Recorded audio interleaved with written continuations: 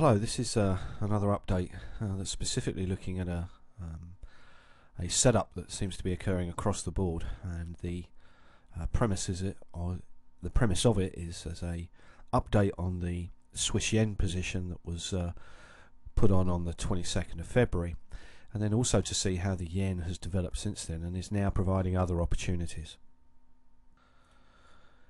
This is really from a structural standpoint, looking at whether the recent yen weakness is set to continue and whether it could continue for a great deal of time. First of all, just going to go through some fundamentals associated with the yen.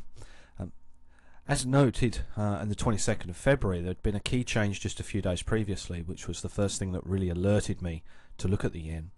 And that was the fact that safe haven status was no longer valid, and this has continued in the month since.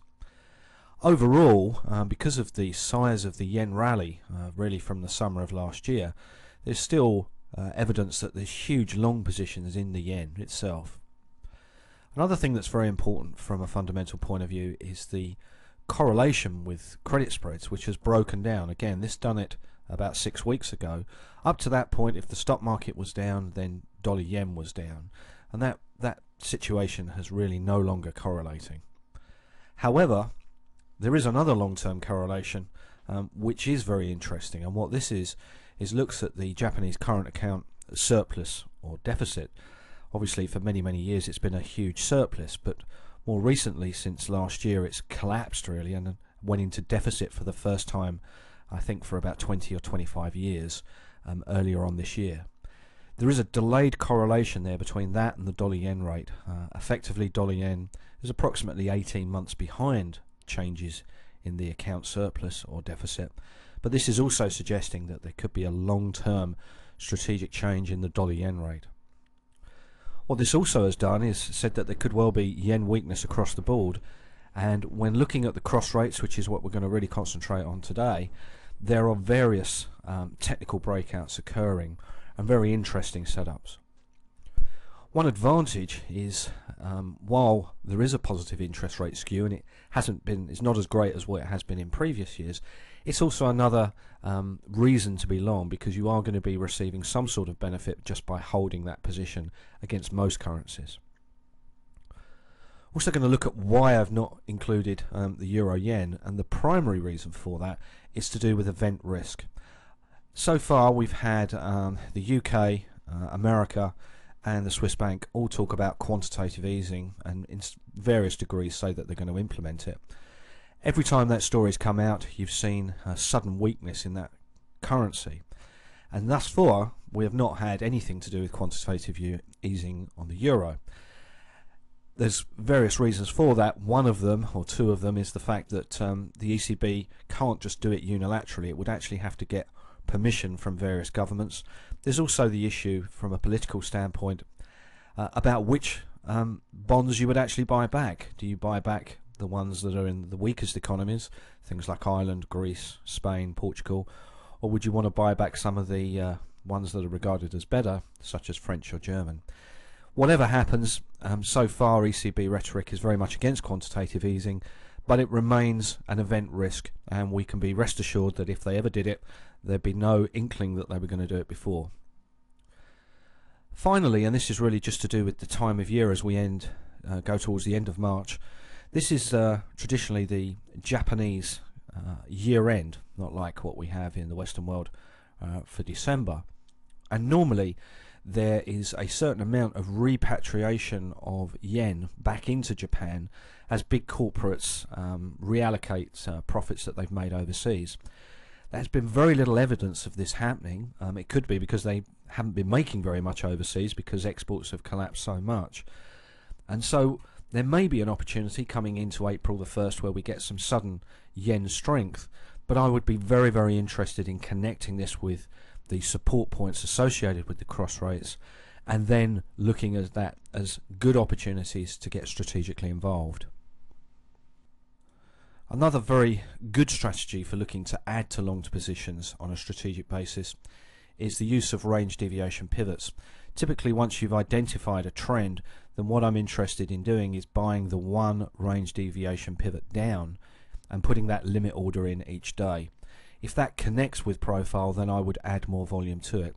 And an example would be on pound yen today, where I'm a buyer down at 142.40, just ahead of this level, which coincides with some profile based levels that I'll show you a little bit later. First of all, we're just going to have a quick look at how the Swiss yen position has performed. A couple of days after that report, we had a very strong breakout where we actually accelerated higher, closed above the third deviation upwards. We accelerated higher and then topped out at some of the resistances that have been mentioned on profile. And this day here is very instructive in that this was the day that the Swiss National Bank talked about quantitative easing. We got a sudden collapse, but when looking for confirmation of whether there are major changes in trend, you always need to get some sort of follow through the following day. And the following day we have what's called an inside bar, and that means for the downtrend to be confirmed, or that the uptrend is over, we need to get a close below the low of the potential new trend bar. That never really happened, and then on this day here we have finally closed above the high of that day, which signals that the uptrend is resuming. We're just going to now look at how this trend has developed since then. The first thing that we had was a distribution high around 78.90 to 79.10, and we actually topped out early on there.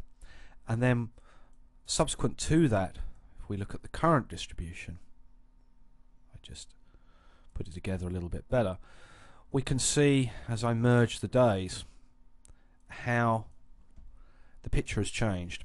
And the key thing was really around the 16th of March, where we suddenly have the longest line or control move up through the trend. So what it's done is move from here up to here. Now this is normally a catalyst as a turning point because fair value has changed, and so then what we're looking for is a fresh acceleration to occur. It was a little bit delayed, but then since then, over the last couple of days, the market is now beginning to try and build that higher distribution. And what it is doing is giving us a very, very clear support point at around 78.40 down to 78.21. In terms of the trend being over, it's going to have to get below 76.34.